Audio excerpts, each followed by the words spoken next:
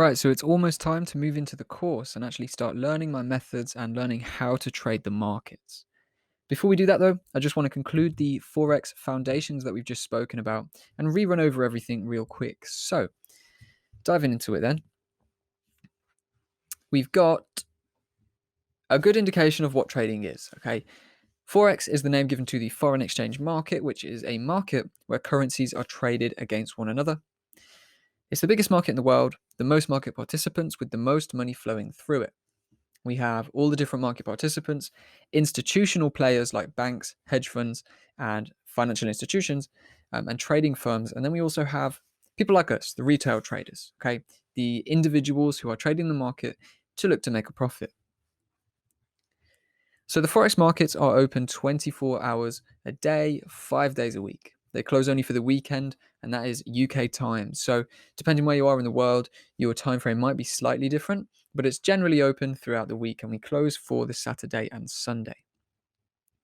We can trade through the night, very flexible market, and while we can trade at any time, we do have a few trading sessions that are going to be the most effective.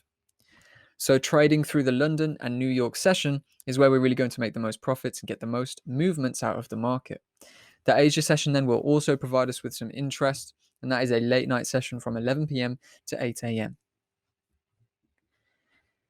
So the market terminology that we need to know before we get into the course is going to be pips, which we've now spoken about. That is how we measure changes in currency values. Long and short, which refers to buy trades and sell trades. Confluences, which refers to a reason to enter a trade. Okay, so for example, we need multiple confluences to enter a trade. Volume and volatility, which refers to the amount of trading activity in a market, the amount of active traders who are there to buy and sell.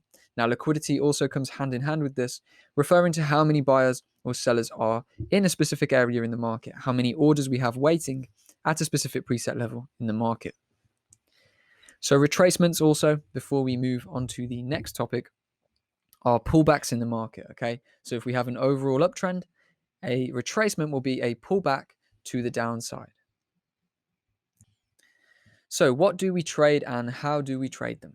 Well, we know now we trade currencies, okay? We trade pairs of currencies, a currency cross. So a currency cross is something like this, like the Euro USD currency cross, where we get to trade the Euro versus the US dollar. We can both buy or sell a currency pair. When we buy it, we are looking for the first currency to trade higher than the second currency. And when we sell it, we are looking for the first currency to lose value against the second currency. So that is where these long and short trades come in. Okay. So we have two different main types of currency pairs. We have majors.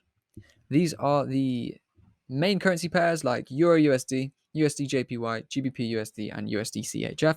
So these are the pairs that are traded the most. They have the highest trading volume and will provide us with the best prices, the best spreads and commissions.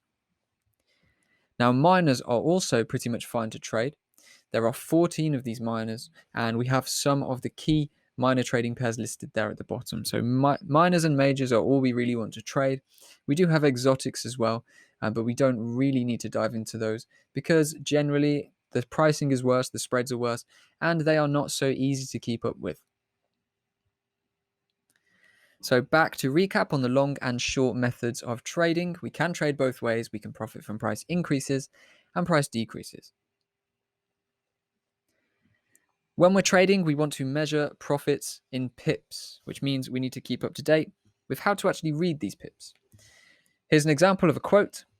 We want to, as the general rule, go to the far right and remove the final decimal, and then we start from there with the 1 pip, the 10 pip, the 100 pip, 1000 pip, and 10,000 pips. However, generally we only need to measure 1, 10, and 100 because past that is very rare and large price movements.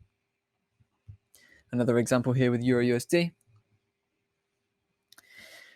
We have different ways to trade, different orders, and of course market execution. So we can either wait for an order to be triggered, which would be the buy and sell limits and stops, or we can simply execute a trade in real time using a manual market execution.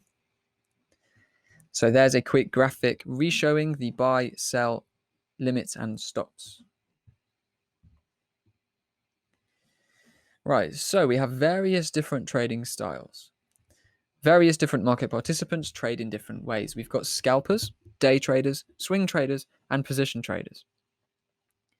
Now, personally, as mentioned, I do recommend sticking to the day trading and swing trading approaches. We don't want to get too scaled in and start scalping the market, and we don't want to get too scaled out because we're going to be waiting months and months, maybe even years, to take some profits off the table.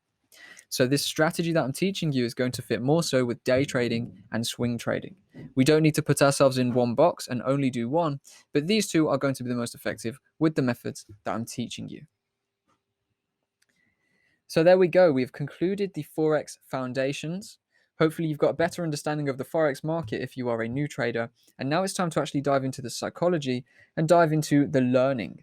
Very exciting stuff ahead, and it's time to get you onto the path to success in the markets.